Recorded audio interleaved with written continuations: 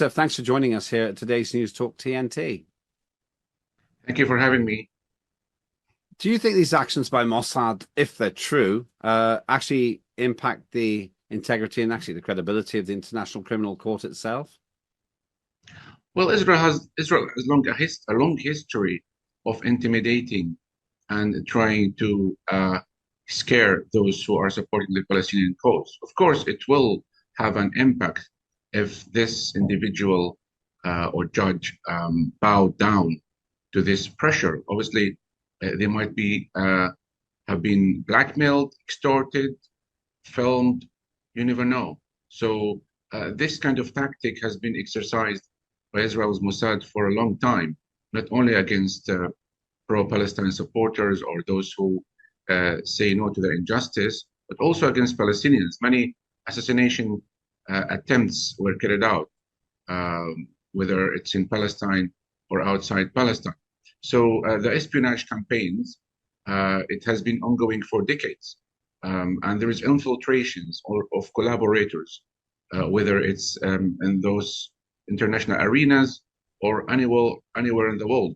So unfortunately, it might have a consequence on the rulings or the pathway of this case. But they didn't get a very favorable ruling in terms of Israel.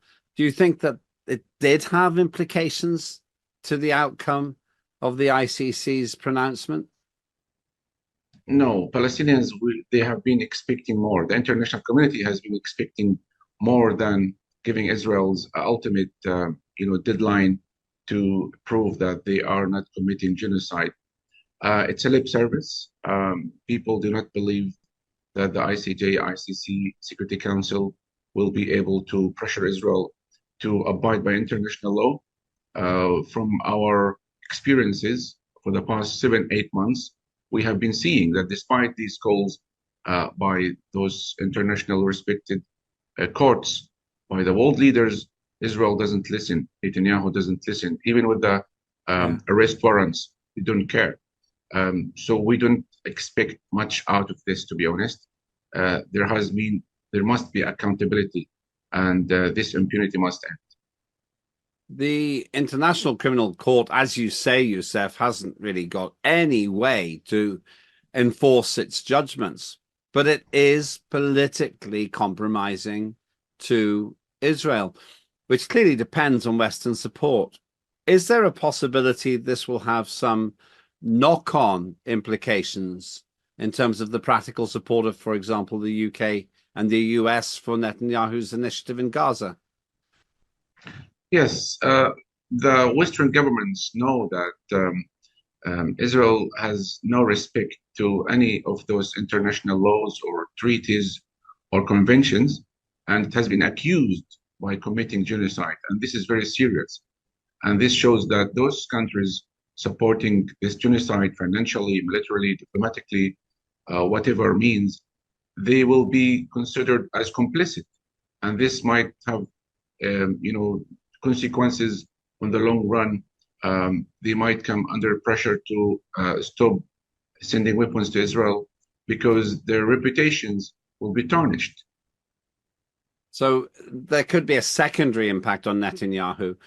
It doesn't seem to me, though, that he has any intention of listening to the International Criminal Court. And indeed, since the pronouncement, at least 40 people have been killed in an airstrike. What would stop this current initiative, if anything? Sanctions, accountability. He must know that without respecting international law, he wouldn't get any financial aid or military aid. The shipments that the US has been supplying to Israel has been enabling this genocide.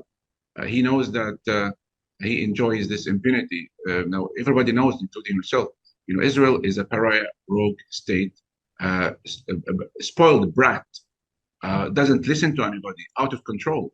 So without punishing this brat, without holding this spoiled state to an account, they will continue to go on because they have got used to this, treatment of, receiving unlimited financial support, military support, and they have been using Gaza as a testing ground to test American weapons. That's why the US might have been supporting these weapons, because Israel convinced the US, oh, look, we are having a threat on our southern border and we need to test those weapons.